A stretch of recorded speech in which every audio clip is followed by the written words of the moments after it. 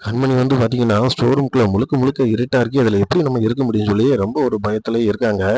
அந்த நேரம் வந்து பார்த்தீங்கன்னா, கரப்பான்பூச்சிய பார்த்துட்டு அன்பு வந்து அப்படியே பயந்து ஓடுறாரு. இந்த கரப்பான்பூச்சிய பார்த்து பயப்படுறதெல்லாம் நாங்க நம்புற மாரியா இருக்கு. நீங்க தான் எதுக்குமே பயப்பட மாட்டேன் அப்படின்னு சொன்னீங்கல்ல. இப்ப பாருங்க அந்த கரப்பான்பூச்சிக்கெல்லாம் பயப்படுறீங்க அப்படின்றாங்க. அதே நேரத்தில வந்து, இல்ல, இல்ல அப்படியெல்லாம் ஒண்ணும் இல்ல. நான் லைட்டா தான் எனக்கு பயம் இருக்கு அப்படின்னு சொல்லும்போதே, ஒரு எலி வந்து ஓடியாருதுங்க. அத பார்த்துட்டு வந்து கண்மணி பார்த்தீங்கன்னா, ஐய்யய்யோ! எலி, எலி அப்படின்னு சொல்லிட்டு ஓடுறாங்க. அப்ப வந்து அன்பு சிரிக்கிறாரு. கரப்பான்பூச்சிய பார்த்தா எனக்கு பயம்ன்னு சொன்னா, நக்கல் பண்ணதுனால, இப்ப இந்த எலிய பார்த்த உடனே உனக்கு எப்படி இருக்கு? அப்படின்றாரு. அதனால என்ன, ஒருத்தவங்களுக்கு ஒரு இதுல பயம் இருக்கும். எனக்கு எலிய கண்டா பயம் அப்படின்றாங்க.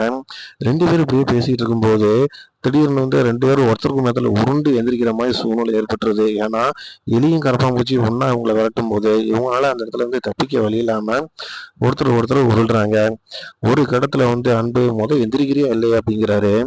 சடனா வந்து எந்திரிச்சுறாங்க கண்மணி. அவங்க சொல்றாங்க, என்ன இப்படி பண்ணியிருக்கீங்க? ஒரு ஆத்திர அவசரத்துல கூட இந்த எலிட்டருந்து என்னை காப்பாற்றக்கூடாதா அப்படின்றாங்க. அதெல்லாம் முடியாது. கரப்பான்பூச்சியை வந்து பார்த்து நான் பயப்படும்போது எப்படியெல்லாம் கிண்டல் பண்ணி சிரிச்சேன் அப்படின்றாரு. அதே நேரத்துல அவங்க சொல்றாங்க, "இப்படியே நீங்க சொல்லிட்டு இருக்காதீங்க. நீங்க இப்படியே சொன்னீங்கன்னா, கண்டிப்பா வந்து நீங்க வேலை செய்றத விட்டு உங்கள நான் அனுப்பிச்சுருவேன். ஏன்னா, இந்த ஹோட்டல் வந்து என்னோட கண்ட்ரோல்ல தான் இருக்கு" அப்படின்றாங்க. இன்னும் சொல்லப்போனா, "ஜீவா என்னோட ஃப்ரெண்ட் ஹோட்டல் இது" அப்படின்றாங்க. அப்போ வந்து நம்ம அன்பு சொல்றாரு, "முடிஞ்சா நீ ட்ரை பண்ணி பாரு. அத பத்தி எனக்கு ஒண்ணும் பிரச்சனை இல்ல.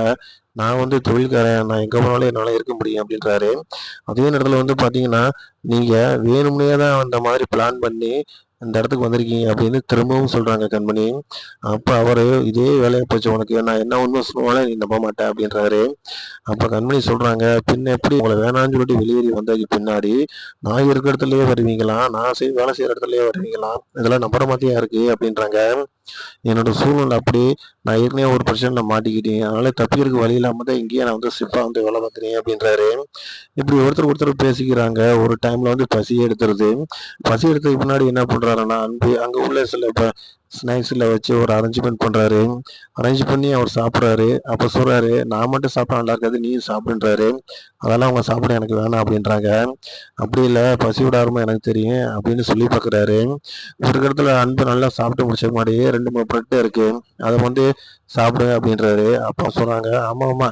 இது வேஸ்ட்டா போகக்கூடாதுன்னு தான் குடுக்குறீங்க. அதனால தான் நான் சாப்பிட்டேன்" அப்படின்னு சொல்லி எடுத்து சாப்பிடுறாங்க.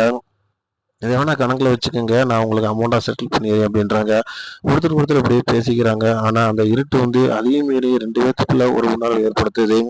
அதுதான் அவங்களுடைய காதல் அப்படிங்கிறதுல வந்து எந்த ஒரு மாற்று கருத்தும் கிடையாது.